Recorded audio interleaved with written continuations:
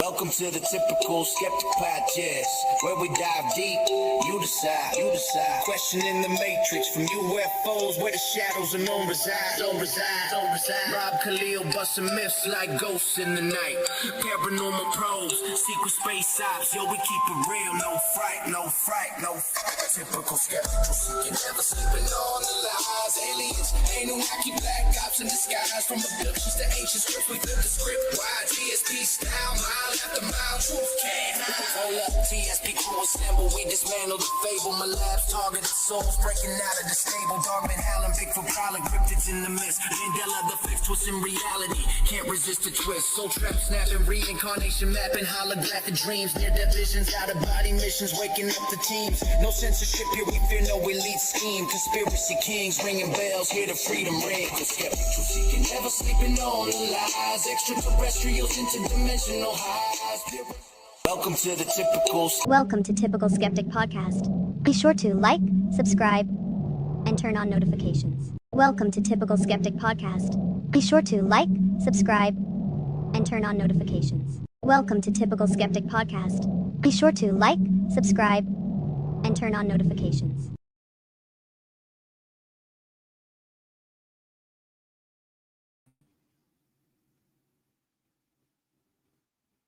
Oh, man. Hey, guys, welcome back to another show. I am really excited about my guest today. It's none other than my good friend Ra Castaldo. I wrote tonight on the Typical Skeptic Podcast, welcome back Tuscan mystic researcher, experiencer, and creator Ra Castaldo for a journey into the Grigori Incursions, plasma rivers of the afterlife, ancient mystical bloodlines, near-death experiences, cosmic consciousness, and the hidden structure of reality. Ra Castaldo, born Ralph-Anthony Castaldo, is a hereditary Italian Tuscan mystic and self-described caul-bearer who identifies with the Strega tradition. He traces his spiritual lineage to ancient Etruscan and star mystic bloodlines connected to Lake Nemi, Sicily, Benevento, and the mysterious Benandanti, or good walkers. Following a near-death experience at 9 years old, Ross has dormant particles within his DNA reactivated, opening his connection to the Akashic Records and ancient knowledge. His research spans more than 30 years and explores plasma physics, biblical archaeology, ancient writings, sacred sites, megalithic structures,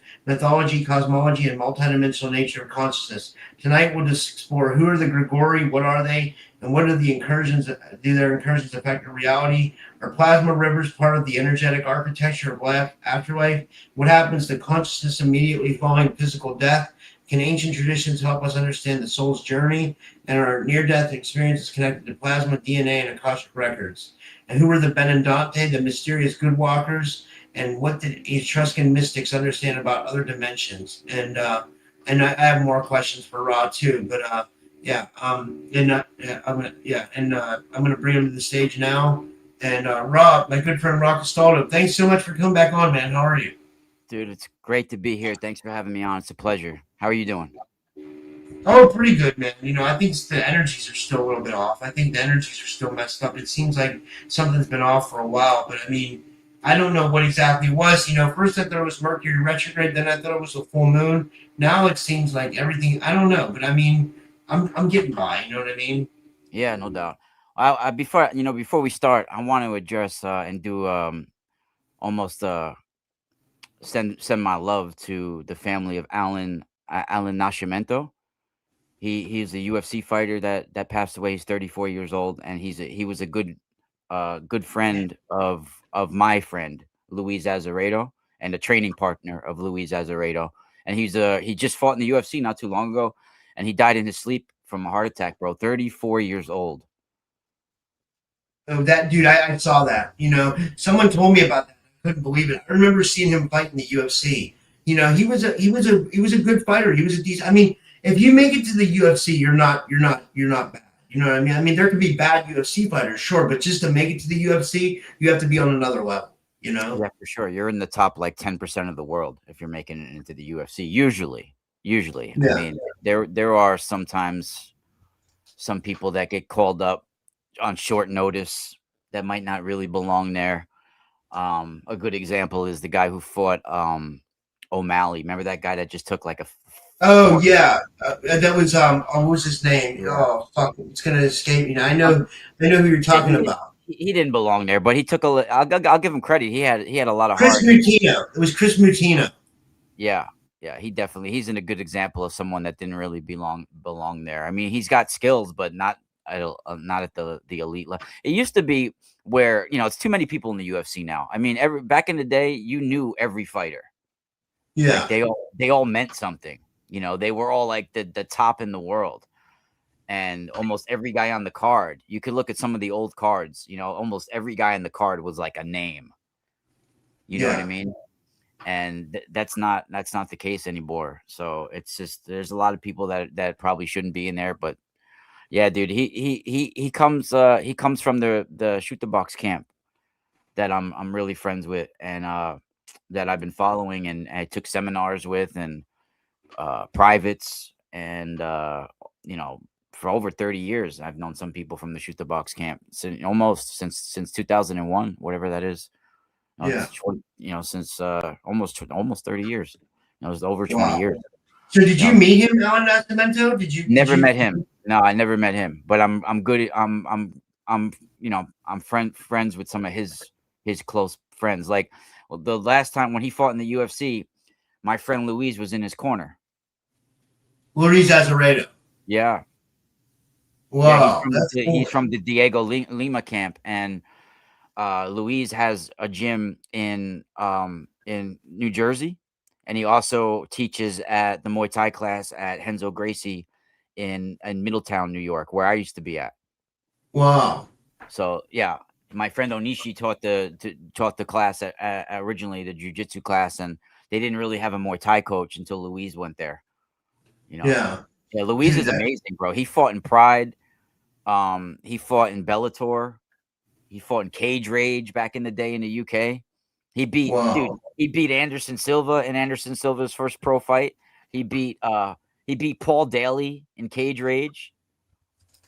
So wow, I didn't know that. Holy shit. Yeah. Look up Luis's record. You'll see he beat Paul Daly. Yeah, he fought the best of the best back then. And he fought Takanori Gomi in Pride twice. Wow, that's insane, dude. Like, dude, those are big names right there. Paul Daly and Takanori Gomi are they're no pushovers. You know what I mean? Yeah, no, he was fighting the best of the best, dude. He was fighting the best of the best. I love Luis. He's he just posted one of my pendants. Actually, he was wearing one of my pendants I sent him, and I feel bad, bro. That and I know we can't talk too much about on YouTube, but there's no doubt it's related to the jabs and things like that. Wow. Dude, and you got people getting these blood clots. Yeah.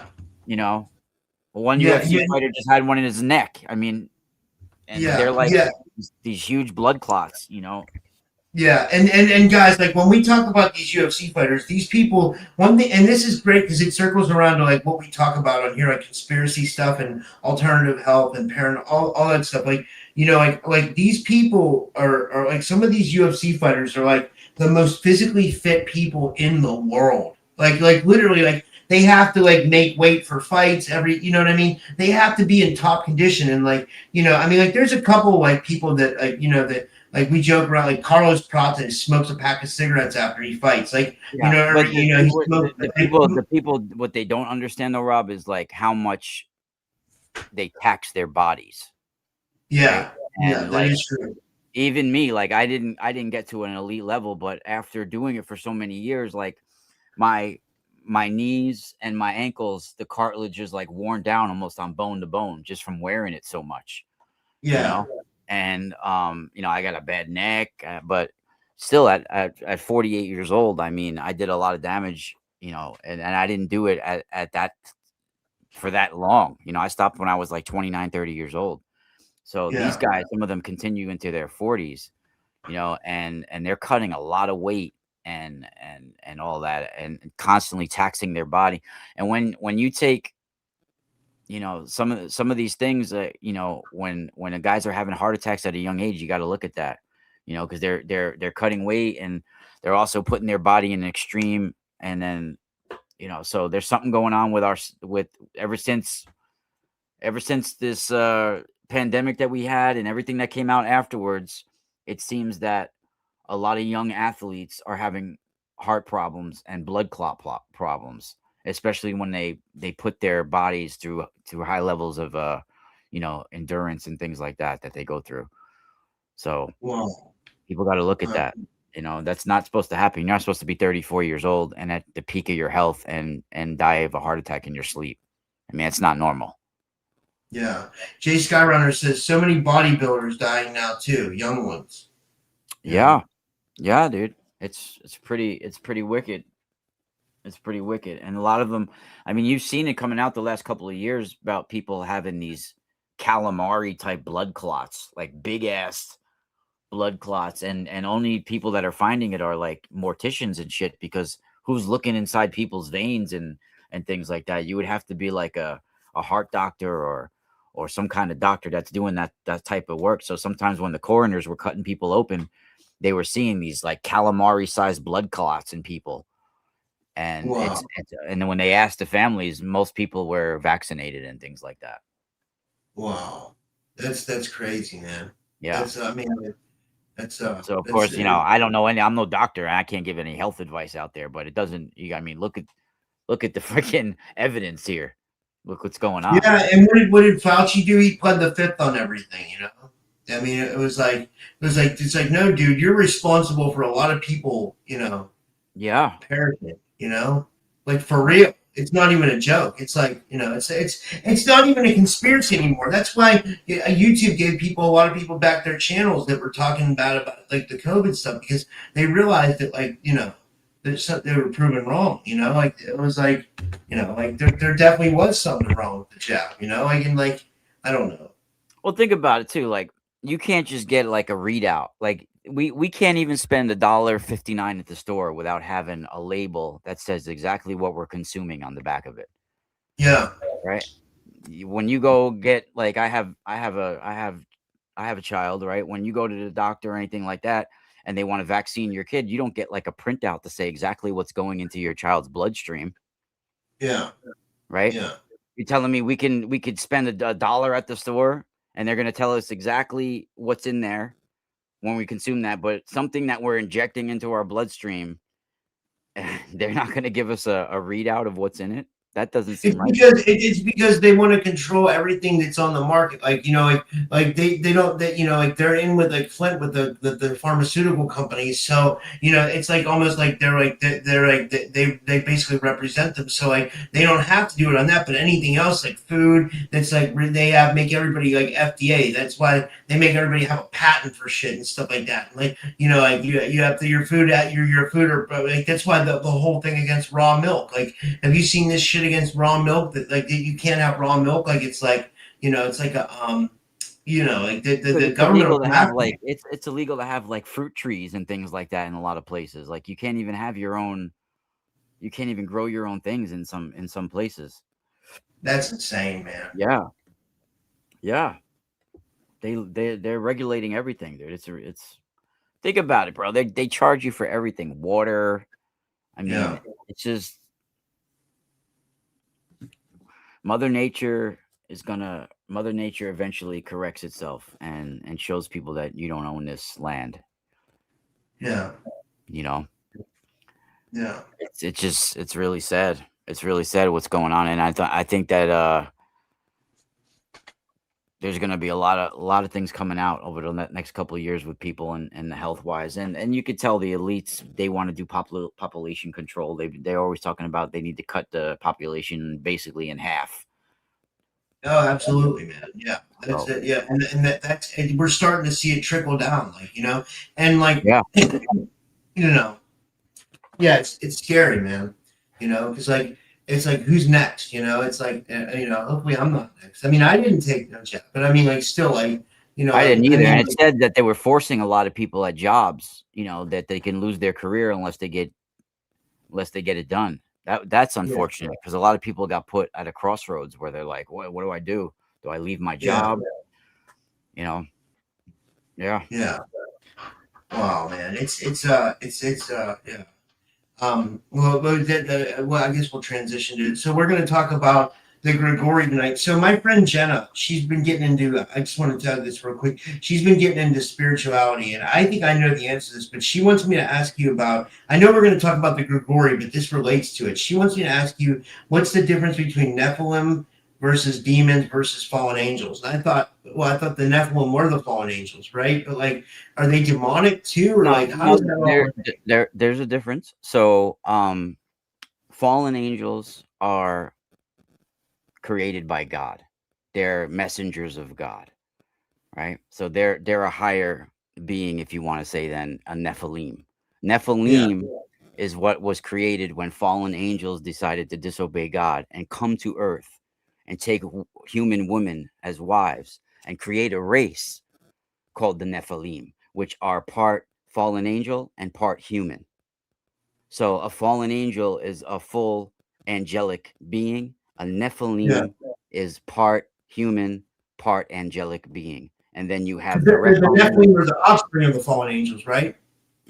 Yeah, the Nephilim are offspring of between humans and fallen angels. And then you have all the giants that are now descended then from the Nephilim, right? So Yeah, in the Bible they talk about how there's giants in the days and also afterwards, and they have descendants of these tribes like the gigantic Anakim and the Rephaim and the Amalekites and the Zamzumum and the Horites and the Emim and the Edomites and the Ammonites and the list goes on.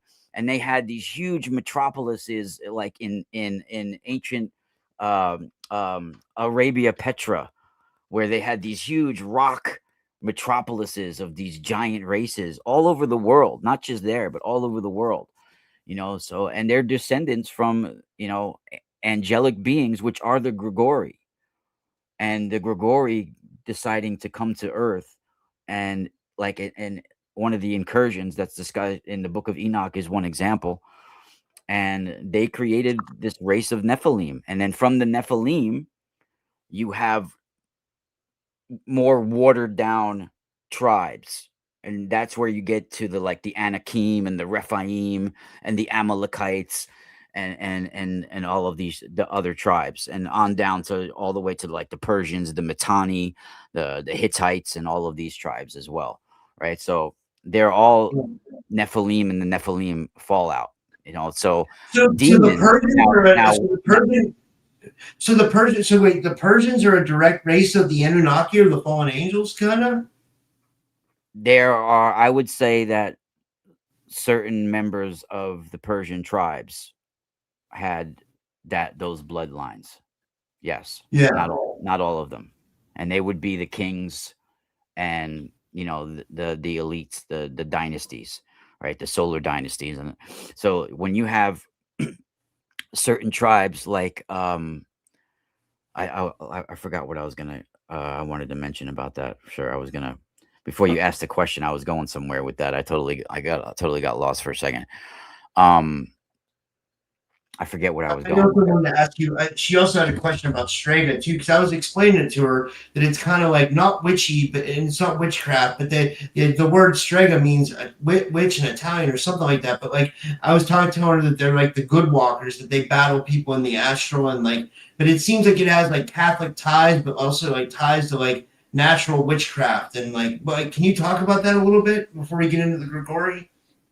Yeah, I mean, there's all sorts of hereditary bloodlines throughout Italy and all over Europe, all over the world. I mean, that pass down oral traditions of some of the stellar mysteries and some of the stories of mythology and some of the local lores and things like that. But certain traditions are that were called Strega. Many people throughout those bloodlines were born sometimes a certain way and had a certain birth, right? And they would really carry on more of the tradition. It wouldn't just be, you know, they would have a deeper understanding of some of the mysteries, right? And those Yeah. so I come from a lineage that was called in ancient Italy the Janara, right? Yeah. And that's a meaning. It's spelled Ganara. Sometimes it's spelled with a T, but it's most likely a Janara. And sometimes Yeah. it can mean like goddess of the winter or goddess of the new sun. Even Aboriginal tribes were using this term in Australia for rising sun and things like that. So it was used all over the world. And what they would do is they would carry on the stellar mysteries through oral traditions and different stories through what we called Veyas. And they wouldn't just pass on these stories, but certain people would have a rare birth that would have certain abilities to have deep lucid dreaming, psychic experiences, automatic writing, ESP, all of this. And that's some of the people that were born like the way I was born inside the call, right? And this is why a lot of people sometimes ask me, well, you know all these different things about myself, like to when you're a creative person and you put time into your creativity and learning true skills, right? You can get abilities in many different areas, right? So I think me being born inside the call is what led me to having a deeper understanding in some of the ancient writings, because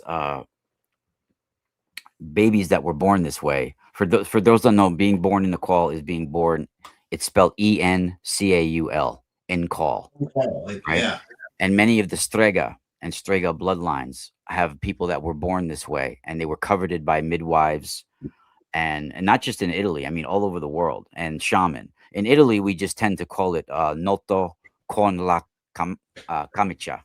So camicia, noto con la camicia. It's like being born in the shirt or being born in the veil, right? And in Puerto Rico, they call it con il zorron, being born in like the sack, right? It's being born like my mother's water never broke, and I was still born in the amniotic sac, right, with the water Yeah. intact, with the a cord around my neck. So people that are born that way, they're called like children of the veil, and they usually possess certain gifts. Uh, it's sort of a blessing and a curse in many ways. They get a lot of times premonitions, vivid lucid dreams, ESP, the ability to see automatic writings, to see spirits and things like that. And uh, you know, this being born this way, I think, was undeniably is what seeded my insatiable hunger for sacred sites, mythology, ancient mysteries. Just I was growing up just influenced by certain things as well, and key figures in biblical archaeology, and I started to just be a lot interested in the ancient mysteries because of some of the things that I was experiencing as a kid. And that's when I started to realize that of my Strega roots. Like over the last couple of generations before I was born, Roman Catholicism sort of took over and everything's got blended in. But if you look way back into some of my family histories, a lot of the names in my line had deep roots in the Strega bloodlines. Like one of the names in my family is Bianco, like white light, Colombo, white dove, right? A lot of these names. So Wait, you have Colombo? You have Colombo. The Colombo family was like a old mob family too, right? yeah, unfortunately I have some of that on both sides of my family. I mean, my who I'm named after actually went to prison for a mob murder in the 1920s in Mount Vernon, New York. Yeah. So yeah, so yeah, there's a lot of different things that happen, and Dude, I know what you mean. My family, I'm not as Italian as you. I mean, I have I'm like almost half Italian, but like my family has that on the side too. Like it was weird. Like where I'm from in Pittsburgh, like the mafia like was like a lot of Greeks, Italians, and like there was a lot of Lebanese in my community, so they all mixed together. Like since their cultures were similar, but like you couldn't be a made guy unless you were like Italian. Like they called my uncle Jimmy the Greek, and like Yeah. Well, my great but like my great grandfather was really connected. Like he was a really known blacksmith in Italy, and when he came over yeah, from Afragola near Naples, he actually was working down New York City building the chassis for cars. yeah. And he was like well connected. He ended up owning buildings in Mount Vernon, New York, and things like that. And yeah, he ended up doing like eight. He got eight to life. Holy Um, shit, dude. yeah, dude, you should see the newspaper article from the 1920s. It's pretty incredible. I don't like to talk about it because it's the exact same name as me too, Raffaele Antonio Castaldo. You can literally look it up and it'll see from the 1920s, Mount Vernon, New York, homicide. And he made a mysterious hand sign on the streets and then shot the guy in the chest. Damn, he was doing that Strega blood sigil. And he had a dagger in. Dude, you can look up like he had a dagger in one hand and a gun in the other. So and the neighbor tried to stop him from shooting the guy, and he tried to stab the neighbor. So Dude, that I mean, it's not funny, but that's insane that he did like the hand sign. You know what I mean? It was like the Strega death curse or something. Yeah, You know? I think he was a Mason too. Pretty sure he was a Mason too. Holy shit, dude! Your family line goes deep. Yeah, yeah, yep. So let me ask you, like, is the Strega really tied to any religion, or is it like a blended, like, mystical tradition? Well, I say I don't follow any tradition. So like I don't follow any organized religion or do Strega rituals or anything like that, but I do have some of the abilities in my blood, right? Yeah, But it's sort of a blend between uh religions of nature, being in tune with the herbal it's sort of like you know eh, being in tune with the nature and your surroundings and using certain herbs for healing and things. That's mostly what Strega is, but there's yeah, also a deep rooted oral traditions that have been passed down with some of the bloodlines, holding some of the stories of the stellar mysteries that contain some of the most ancient secrets of nature in the universe. But over the years, as they were passed down through stories, the true meaning behind them were lost. And rituals were developed and real primitive, archaic ways of passing down the knowledge. And a lot of it was lost and butchered, right? So right? I do feel that some of us are here to return the knowledge of the truth. Yeah, is somebody trying to troll us in the chat room still? no, that's Matthew Morning. He's just joking around. I'm not looking at the chat. He's just he's a, he's a regular. Yeah, he actually likes you. I know you guys get along. He just jokes around. No, I didn't. I'm not looking at the chat, but I saw you smiling, so I thought it was that other dude that was trying to troll me earlier. No, some of the comments he said better than the Starseed Mafia. He said, and then he said herbal essences, bro. So yeah, he's cool. Yeah. Well, so Yeah, but I mean, there's deep Strega knowledge about plants, plant medicine, herbal medicines, herbal healings, but there's also a lot of knowledge of passing down knowledge of the stars, which it's like solar mythologies, lunar mythologies, all the stellar mythologies, and that's what the Vedas were about. They're called Veglia, but they're yeah. pronounced Vedas, where during solstices and equinoxes, people would get together and pass along the stories of the ancient ones, right? Of all the stories of the stars. This is the activist friend. She says, Ra's cool. I got my little crystal skull in my purse as we speak. So she must have got a crystal skull from your store. Yeah, no doubt. Yeah, dude. I've been working with crystals and making copper products for decades. So you guys can check me out at the Mystical Spiral store. Things are selling out quick. I'll be speaking at the Set in Stone conference this weekend, August 8th on Lionsgate, megalithic conference right here in the Hudson Valley. It's free to come. Myself, Jim Vieira will be there speaking as well. Glenn Kreisberg, Renee, Sarah, Jason. There's a couple other people speaking. Wow, that sounds cool. Yep, no doubt. But yeah, I mean, um, what my hereditary line was mostly connected to is Lake Nemi and Benevento. You know, the ancient walnut tree, the witches of the walnut tree, and of Lake Nemi as well. So there's stories that go back thousands of years in Italy connected to these bloodlines and the powers that go along with them and passing down. And each one that was born in the call over and over again would pass down even more knowledge and more knowledge and more knowledge. Yeah. So yeah, you could see some of the authors that I'm connected to. Dr. Leo Martello was one of them. He was an author in the 70s, 80s, and 90s. He passed away in 2000. And Lori Bruno, she's still alive. She's in her 80s, later 80s.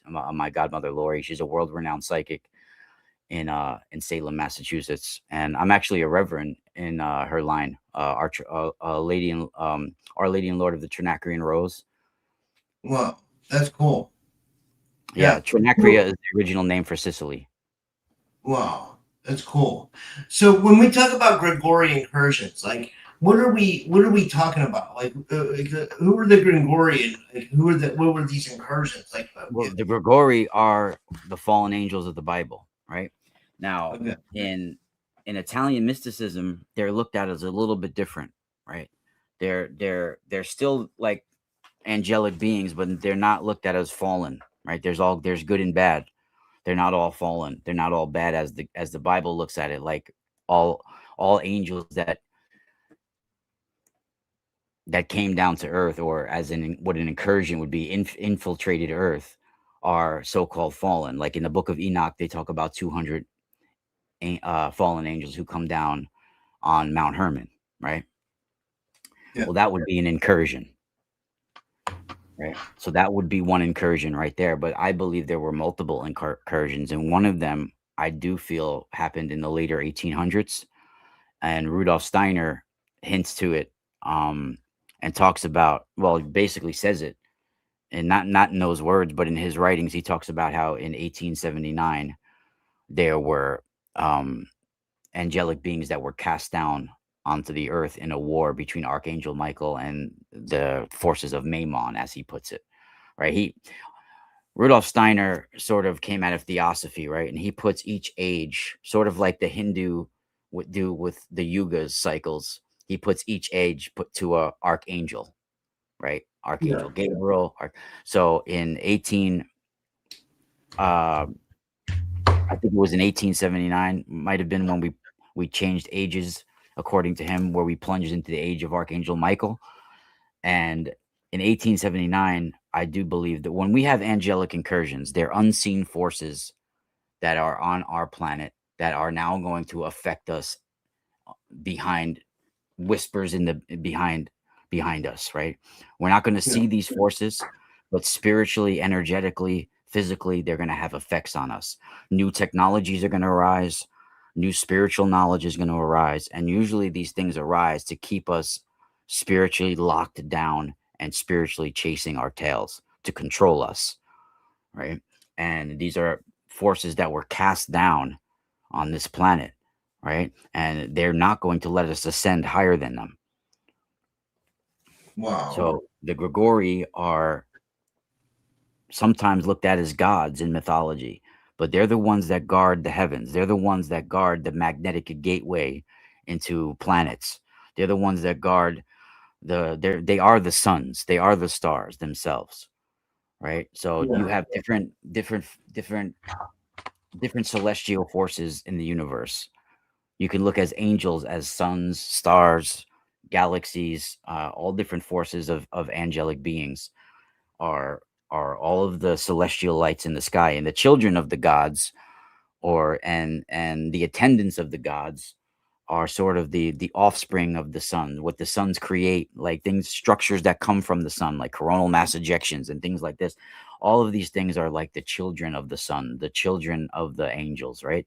You know, so they become nymphs and swan maidens and fairies, and all these different things that come from the angelic beings are different celestial lights, different things that happen in the cosmos.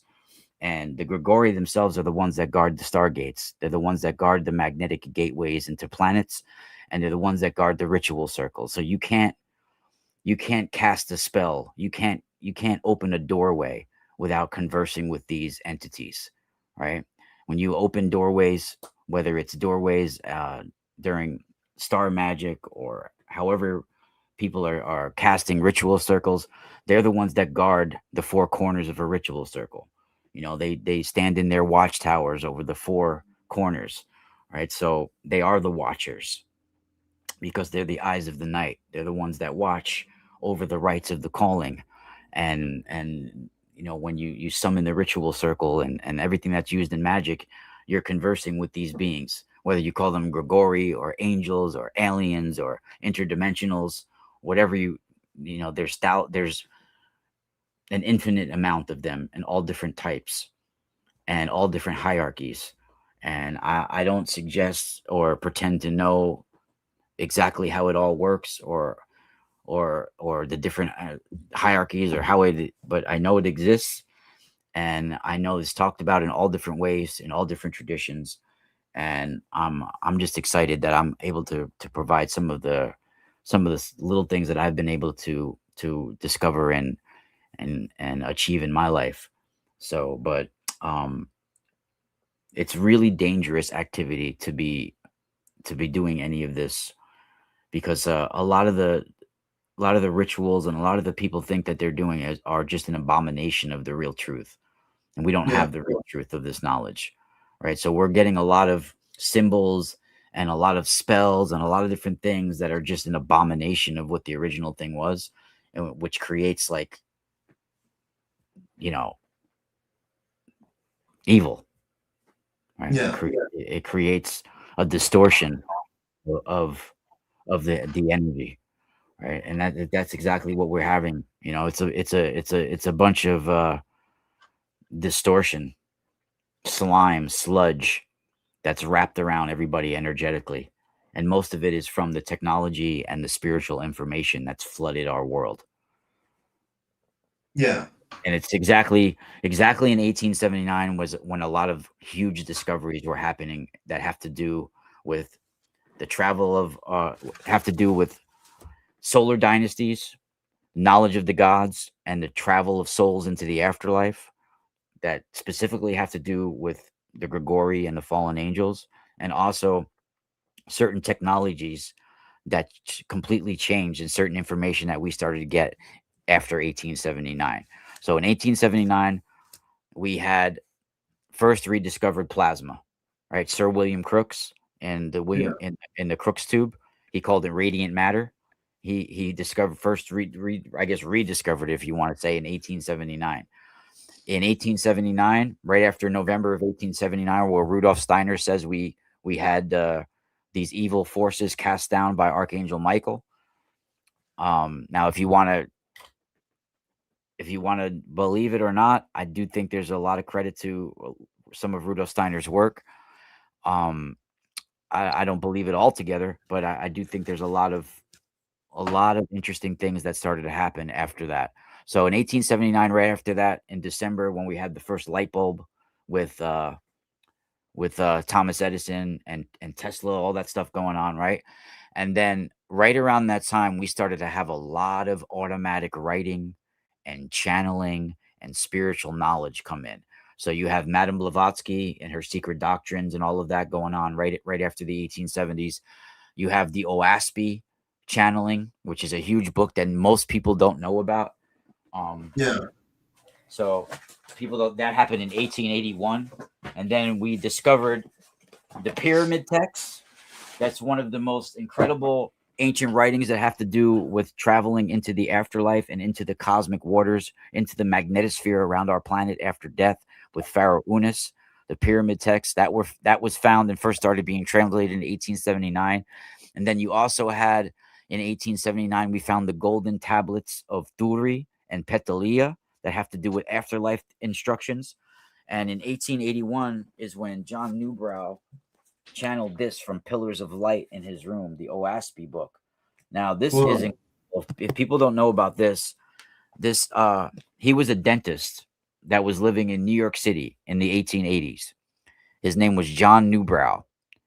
and pillars of light came into his room and forced him to get a typewriter, he said, right? And he went and got a typewriter and sat in his room every day for a year, typing what the pillars of light was guiding him. And he typed this book, dude. It's bigger than the regular Bible, and there's real stuff in here that we didn't find until decades later. So he draws and describes the Van Allen belts perfectly. He calls them the arcs of Boan, and I'll show you how he drew them. So this is the Van Allen belts, and he drew this in 1880. Right here is where Earth is, and he draws those arcs of energy, the arcs of Boan, in the same way that the Van Allen belts go and our magnetosphere goes. And he did that in 1880, and he calls them the arcs, the Earth in the arcs of Boan. And I mean, the way he describes them are perfect. And so there's no doubt in my mind that he was getting spoken to by angelic beings. Now, I've been doing forms of automatic writing my whole life when I do readings for clients. And when I'm creative, whether it's when I'm writing music, see, there's some people want to talk shit. Like earlier in the chat room, somebody was trying to troll me saying, oh, you're so great. You say all these things about yourself. Well, I'm here to talk about my work and who I am, and my whole life, there's a few things that I never spent time doing. I never spent time doing video games. I never spent time watching porn. I never really drank, drinking, going to bars. I always spent my time either creating music, reading books and researching deeply into things, meditating, working with crystals and copper, just poring over the ancient writings with like all my life. Like, even you can ask my wife, even when I go in the bathroom to take a shower, I got books with me, and I'm just before I'm no matter where I'm going, I have books with me. My whole life I've been poring over things, and I've been learning and absorbing, and it's been a mission of mine. So like, and I've been over 40 years, a martial artist.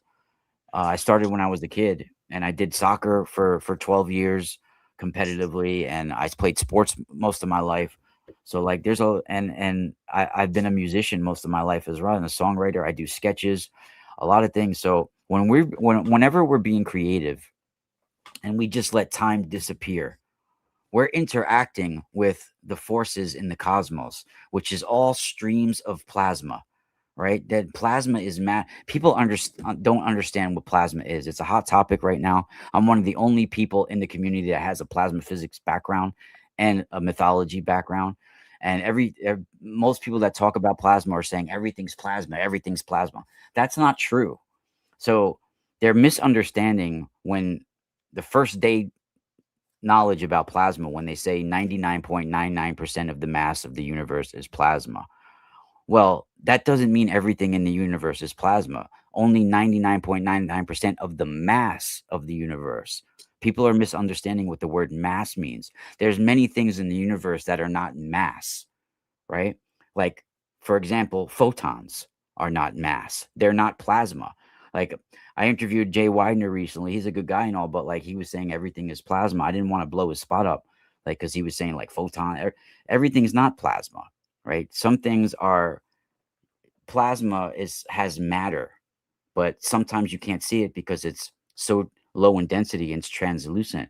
But plasma has negative electrons and positive ions, which makes it have matter, right? An electron by itself has no matter. A photon is just a result of an electron losing energy that causes a packet of light, a light flash. That's the solar flash. That doesn't have matter. That's not plasma. The CME has the plasma. So there's a lot of things in the universe that doesn't have plasma. But what plasma is suns, stars, galaxies, nebulas. The majority of our magnetic fields have plasma inside them. There's most of the mass of the universe is plasma, if not all, right? And I believe our souls are a form of plasma, and they're anchored right to the magnetic field of our heart. Plasmas travel along magnetic field lines, right? Yeah. So for anything to enter into our planet, it would have to travel along our magnetic field lines, right? And a soul would have to travel along or be encased or connected to a magnetic field if it was a plasma based entity. And this is exactly what the Grigori are. They're a species of plasma, right? And plasmas have collective consciousness, and they're also free moving, but they can go through different things like liberation from the sun, right, through magnetic reconnection. And I do believe that's how our souls are liberated. We're like a charged particle of the sun, and we get liberated off of the sun, and we find our way into the wombs through the magnetic fields of the heart and the spine and the brain. So once the soul is anchored to the heart, just like in ancient Egypt, what do they say? The heart is the seat of the soul. It's anchored to the soul by the silver cord. That's our magnetic field line, right? That's it's all written out for us in mythology. We've lost the knowledge of nature and the universe. We've lost it, and it became mere fairy tales. Yeah. That's a shame that we've lost that. You know what I mean? It's like we definitely need to get that back. You know, like we you know that's. Do you think that's the problem? Do you think that's why there's like somewhat of a soul trap here? Because like people don't know what's happening to them when they die. Did you ever hear those people say like this person doesn't realize they're dead? I'm like, how can somebody not realize they're dead? I've never Yeah. understood that Well, statement. I You think know? there might be something to someone, dying in such a state of fear and confusion that they don't understand what happened. But I think there's a few minutes after death that's very important. Right after death, there's a few minute period that's very important where doorways Yeah. open, doorways of light Yeah. open up, right? And we have our magnetic field around our planet is the duat. It's the Gehenna of Hebrew. It's the Hades. It's the heaven and hell, right? It's a doorway. It's where actual portals exist. In plasma physics, they're called flux transfer events, FTEs, and they're transient portals that open up on the day side of our magnetic shield. People don't understand what we're living in. Like you think of CERN, a strong magnetic field that they're sending plasma and particles inside of, right? When you have strong magnetic fields, it can bend time and space, right? It Yeah. opens up doorways. Where our Earth is spinning inside of a strong magnetic field, very strong magnetosphere, right? And our sun is introducing all sorts of plasma into it from the solar wind, injecting in it. Our Earth is sitting with inside of waves of plasma, spinning inside of a magnetic field, a very powerful magnetic field that stretches huge on the night side. That whole night side magnetosphere and the magnetotail is the duat it's the underworld journey. When you see in ancient Egypt, in the pyramid text, or in the Book of the Dead, when the pharaoh has to wait until sundown, and he travels during the 12 hours into the night, and he battles all these serpents, which are magnetic field lines, and these rivers of fire, and all of this. This is all the rivers of plasma and the dynamic regions in the night side of the magnetosphere, all the magnetic reconnection events that create rivers of aurora, rivers of light, all these demons and serpents are all the magnetic field lines that are swaying that he has to battle. It's a huge area that has doorways that exist, tunnels that exist via our magnetosphere to our sun, and from our sun to our magnetosphere, and they open up transient. They don't exist forever. They open up from 8 to 20 minutes all throughout the day, all through, right? And are during the nighttime, when the soul is journeying into the underworld. Muhammad takes this journey in the Quran, right? He's even escorted by Gabriel, Archangel Gabriel, at a certain. And there's a boundary that Gabriel can't pass in the journey, and all these rivers of fire and all this stuff going on, right? And it's in almost every story. Pharaoh Unis takes this journey. Pharaoh Unis in the pyramid text, they describe him as riding cords of iron into the horizon, into the celestial waters of the Duat.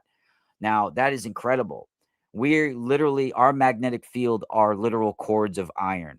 right? Our magnetic field is generated by the earth moving and the liquid iron core of the planet. So the core, they come out like iron cords, right? Iron metal cords, right? From the liquid iron core of our planet. And Pharaoh Unis, his soul, a plasma being now, a light body, is told to ride it. After he leaves his body, his soul is told to ride these iron cords into the horizon towards dawn and into the duat and the celestial waters. So his soul is literally riding the magnetic field line into the waters of the plasma around Earth, right? It's the same journey that's described in the golden text of Petalia, the same journey that's described as in some of the stories of the Black Elk, the Native American shaman. I mean, it's seamlessly throughout all cultures, whether you're paying the Grim Reaper to cross the river Styx or you're Pharaoh Unis riding the solar barge on ropes of iron into the horizon. They're all talking about navigating the plasma waters of the afterlife and doorways that exist back into the sun. You know, when you come from the light, you must return to the light, and ultimately we are born from the sun, and we must return and get purified after death back into the sun. And this is the ultimate. Grigori is the son of our solar system. In some traditions, they look at him as Archangel Michael, the ruler of this solar system and this age of the sun, this cycle of the sun that we're in. He is the fiery sword of the sun, Archangel Michael. Right? He's the one that lays down the all the codes of the sun, the fiery coronal mass ejection, which is the Ankh symbol. I'm the one that has decoded that. You know, all the people that have been talking about the Ankh for all these years, I'm the first one in our modern times to actually translate what I think the true origins were originally that our ancestors laid down. Is the Ankh of Egypt is the coronal mass ejection. You know, that's the revelation that I had at North Salem, New York, Balanced Rock during winter solstice sunrise. And it's the loop, it's the fiery loop of the gods. Varuna wields it. It's the Pasha of Varuna in Hindu. It's the Ankh. I mean, it's in all cultures. Magnetic reconnection is described in all cultures, even in Tiwanaku with Viracocha and the Gate of the Sun, where he's holding the two serpents that he's about to twist to open up the doorway of the sun. It's all talking about liberating plasma from the sun, and that's done through coronal mass ejections and magnetic reconnection. Yeah. Wow. And that's the ultimate. Grigori, you know, are the stars and the suns. They are the heavenly angels, but they're also the ones that control what's being sent into planetary systems, right? They're suns, stars, right? And they rule over planetary systems. So they're like little lesser gods, like gods of the winds, you know, God the and there's legions of these because there's legions of stars. And I would say the demons are what we think of demons. Many of the demons are the dead giants, basically. Like when the Rephaim and the Nephilim, when these tribes and when these beings would die, their souls become disembodied spirits. They can't rest, they can't sleep, they walk the earth as demons, right? So a lot of these demons that we call, they can look, you can be looking at them as the disembodied remnants of the Rephaim. Dude, that's interesting, man. Oh yeah, let me see what people are commenting in the chat. Good, mostly all good comments. Yeah. The activist says Northern Lights is connected to dream time and ancestors. Would you agree with that? Yeah, I mean, a lot of the Native American tribes, even like some of the Eskimo tribes, they look at them, the auroras, as like the manitos, the spirits, right? The spirits of their ancestors. Wow. I definitely Wow. agree. I definitely agree. They're rivers of light, and they're formed through magnetic reconnection in our magnetosphere. So when we have a coronal mass ejection, which is like the Ankh that comes from the sun, it and the sun's magnetic field, when the sun's magnetic field hits into our magnetosphere, it stretches out on the night side. And on the night side, that magnetotail stretches out, and those magnetic field lines, they stretch and snap and then reconnect. That's a whole area of chaos. It's described in the pyramid text and the Egyptian Book of the Dead as Apophis, and he rules over the chaos. He's the serpent that swallows the light of Ra every night, right? Ra is the sun. The magnetotail literally swallows the sun's light every night. And that sunlight that it swallows is what creates the auroras, right? It gets all chaotic within the belly of the magnetotail, the belly of Apophis. And that Apophis, that magnetotail is the Vitra. It's Apophis. It's Typhon, right? It's in every culture they have this story, right? And it's Michael versus the dragon, or Zeus versus Typhon, or Indra versus Vitra, or Ra versus Apophis, or Tiamat versus Marduk. I mean, it's in every freaking culture, right? It's Gilgamesh versus the dragon. I mean, there's Bel versus the dragon. There's just so many of them. And it's all talking about the daily battle between the sun and the magnetosphere, and how the serpent, which is the magnetotail, it swallows the light of the sun every night. And there's chaos in the belly of that serpent until it's pierced by the thunderbolt of Indra or Ra or whatever, Zeus, right? And when that CME thunderbolt pierces the belly of the magnetotail, it releases the rivers of light, the rivers of Aurora. It's in every freaking story going back since the beginning of humanity. It's our oldest story that we have, right? It's one of the oldest. Even when in Christianity, when you see Michael with his foot on Satan and he's about to spear Satan, it's the same story right here. When you see Archangel Michael like this, and he's literally the fiery sword of the sun, and the elongated dragon is the magnetotail, and he's piercing the magnetotail to release the light, the auroras. Yeah. You guys you'll be able to read about this in my book that's coming out very soon. When's your book coming out? What are you thinking? We're gonna have it. Most likely, we're trying to shoot for Halloween to have it out by Halloween. That's cool. Yeah, that'll be really cool. Golden Lasso of the Gods, baby. Oh yeah, man. I like that title too, man. That's really good. Yeah, I think that's great, man. Let me see what other questions I had for you. Is that dude still trying to troll me in the chat? No, there was one dude earlier trying to troll me. For some reason, he's on my dick for some reason. It's funny how people try to talk shit, but then they come and watch everything you do. Like, take 2 hours of that out of their life to watch you and then say they hate you. Yeah. Let me see here. There was a question. This is from Mahalo 451. She says, "Can we still access them when we want to leave?" I think she means, maybe she means the dimensions, I guess, or. Well, that's the thing. We lost the instructions to the afterlife. I do believe that's why Jesus came back. Why Jesus was born and had to die a human death and plunged into the afterlife, because he's going to point us the coordinates to heaven. And we've lost the coordinates to the afterlife. You know, in the ancient past, they literally were doing mantras and guiding the soul to specific coordinates. Yeah. After death. And they were guiding, like Pharaoh Unos is told to go towards the circumpolar stars, right? He's told to go towards the North Pole, where the entrance in the magnetosphere is, and to go into the night side of the magnetosphere.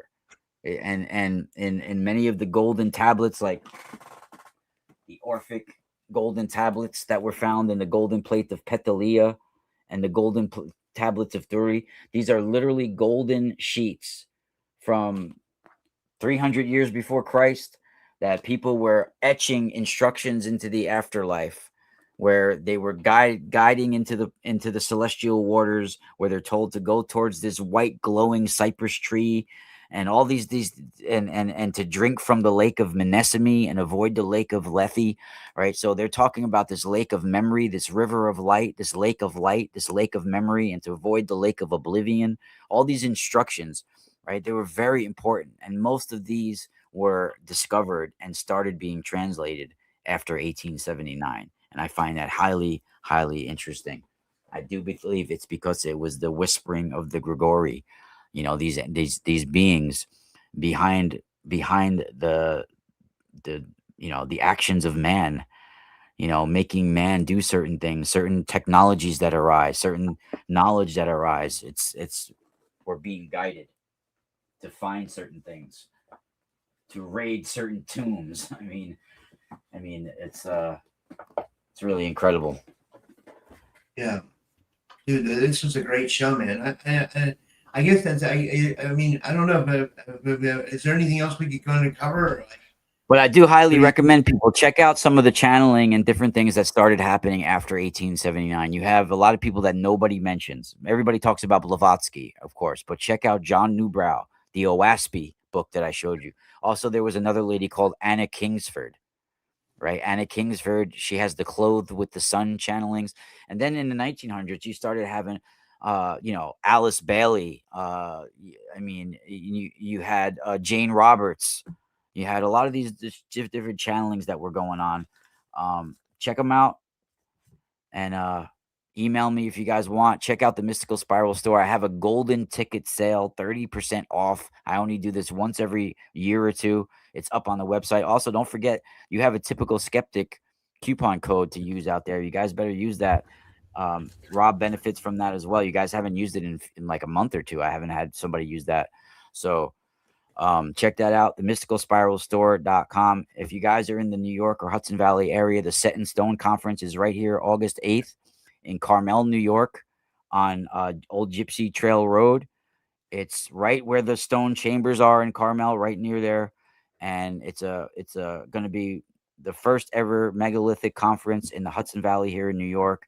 And Jim Vieira is a huge name. He'll be speaking there. I'll be speaking there. Glenn Kreisberg will be speaking there. Renee Thury will be speaking there. Sarah will be speaking there. Jason Hoffman.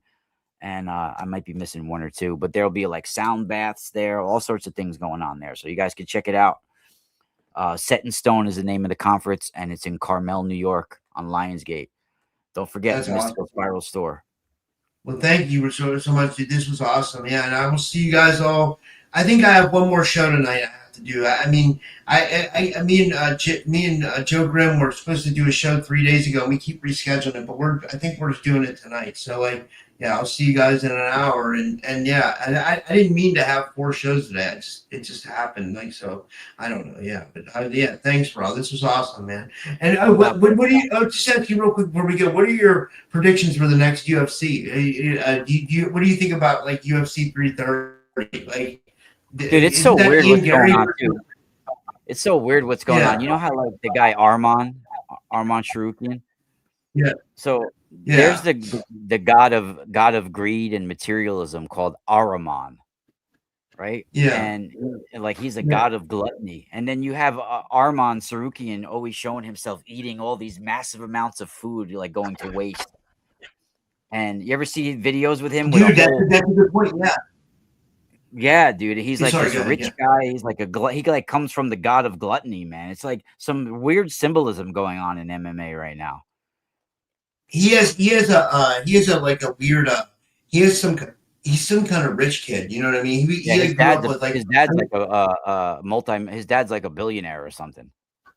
Yeah, and I've had the reason why I kind of wanted to talk about UFC at the end. I know we talked about it at the beginning, but like a couple people on my channel like reached out to me and they want us to do a like fight companions for the next shows. Like looks like there's one on August 15th, and that's Ian Gary versus Makhachev. But then there's also Mackenzie Dern versus Jillian Robinson. And then there's Joel Alvarez versus Chidi Nkwani, Edson Barboza versus Esteban Ribovics. That weight class is really getting, that 170 weight class is getting crazy. Because who do you got there? You got Islam, Ian Gary, you got that dude Morales. Yeah. Those dudes are all beasts, bro. And then Yeah. Parathis, he's there too, I think. Yeah. Yeah, that's And the welterweight division. Let me look it up. and what's the other dude? There's another dude besides Morales, another undefeated dude. I forget his name now. In the 170. Let me look it up. I forget his name. There's another dude too that's in that weight Joel class. Alvarez. Is it Joel Alvarez or is it? No, not him. His too. He's. I forget. There's somebody else too. But Morales. I mean, if Islam could beat Morales and Ian Gary, I mean, who else is there? That's incredible. I don't know. I'm not a big fan of Islam personally, but he's a beast. He doesn't have much. I mean, like, it seems like Islam can be a wrestler, but then look, here's the number one ranked contender is Carlos Prates. It says he's on a dominant streak over the top elite. Then you have Ian Machado Gary, Michael Morales. I think that's who you're thinking of. Undefeated, surging after beating Brady. Then you have 4 is Jack Della Maddalena. 5 is Sean Brady. 6 is Gabriel Bonfim. 7 is Bilal Muhammad. 8 is Leon Edwards. Which Leon hasn't even fought in a while. I don't even know why they haven't. Yeah, I don't know why he's there. I don't even know why Bilal's there either. Yeah. He shouldn't be there either. Yeah, and then they have Usman ranked at 10. Mike Malott is 11. Michael Venom Page is 12. Daniel Rodriguez is 13. Urus Medic is 14. Urus Medic should be higher, I think. Yeah, Mike Malott too. Yeah. Oh my God. Yeah. That's a crazy division right there. Yeah. Do you think that's the most talented, or do you think 155 is the most talented division? I don't know. I mean, even like 135, there's a lot of people, like Josh Van, that dude. What's he at? He's at 125 or 130. Yeah, Joshua Van's at 125. Yeah. 135 is you got like Marab. Is Marab still the champion or? I don't think so. No, he might be actually. He might be. Let me see who the champion is. Who is the champion of the UFC? I don't know if he ever lost that belt because I know he went for 2 belts, but I'm not sure if I forget now. I thought Peter Yan beat him. Maybe Yan. Yeah, I think you're right, dude. Peter Yan's the champ. Yeah, dude. Yeah, it's Peter Yan the champ. Yeah. There's you know what? The heavyweight division sucked for a while, but there's a lot of new heavyweights that are coming. A lot of guys from 205 are going up now, and that's gonna be the new division. That guy Walter Walker, Johnny Walker's brother. He just fought. He's an interesting dude. He's been heel hooking everybody. That dude. Yeah.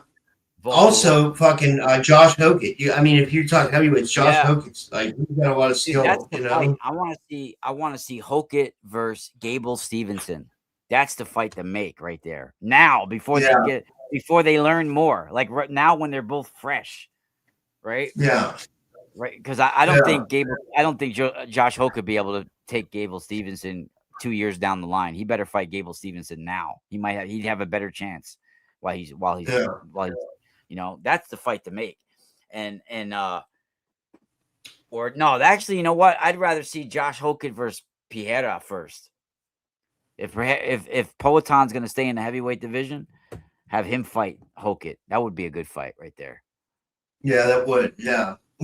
I think it's like I definitely want to do a fight companion, but and I still stay up really late, but sometimes I'll do shows at night and I'm just tired at night and I'm like, you know what I mean? It's I don't feel like going live late at night, but maybe we should do it, I don't know. Yeah, we don't have to do the whole show. We could do just the main event or the co-main and main, Yeah. Yeah. I think we should, because I think it would bring we would bring new people into our channels and stuff like that. We could stream it to both our channels and I think it'd be cool. Check out this bad boy. Dude, that's sick, man. Holy shit, that's nice, man. Yo, did you ever see the 15-pound orange calcite one I have? Check this shit out. If you guys want one custom made, I can get you guys custom made any size. This one's 15 pounds, this sucker. Holy shit, man. It's orange calcite. That's cool, man. Hell yeah. That is a really cool. That how's the energy feel in those things? Is there like the energy like packed into those? Like is that like? Hell yeah, dude. These were really powerful. I brought these to the Balance Rock, the megalithic dolmen on winter solstice sunrise, where the solar alignment is. Like they're really powerful. These ones. Yeah. Holy shit, man, that's cool. Yep. I love orange calcite. Orange calcite is really good for like sun solar plexus and working with the sun and sunrise and sunset type. I do sun gazing as well and sun yoga, so really interesting stuff. Cool. But I'll let you go. I know you got to go. You got to do another show. Yeah, not it's at 11 o'clock. Yeah, I'm probably I'm going to go for a little bit because it's been a long day. But I mean, like, yeah, I'm just gonna. Yeah, I mean, yeah, but I mean, yeah, dude, this was awesome, man. Yeah, and I'll definitely. What I'll do is I won't schedule anything for that UFC night, or I'll schedule very little. So like we can definitely do that. You know. Yep. All right. Everybody contact me, themysticalspiralstore.com. I also have a Patreon, patreon.com/the mystical spiral. And check me out. Spiral. All right. Thanks, guys.